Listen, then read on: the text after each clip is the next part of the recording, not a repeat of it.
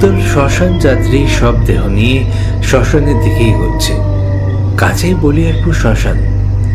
লোকজনের মুখে শুনেছিল এই জায়গাটা নাকি ভালো না। রাতের দিকে লোকজন এখানে এলে ভয় পায়। কে বা কারা নাকি এখানে রাত্রিবেলা ঘুরে বেড়ায়। এই রাস্তায় আসতেই তার গা ছমছম করছিল।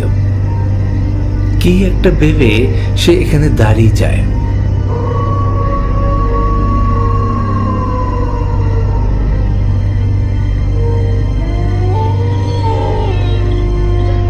বল হরি হরি বল, বল হরি হরি বল।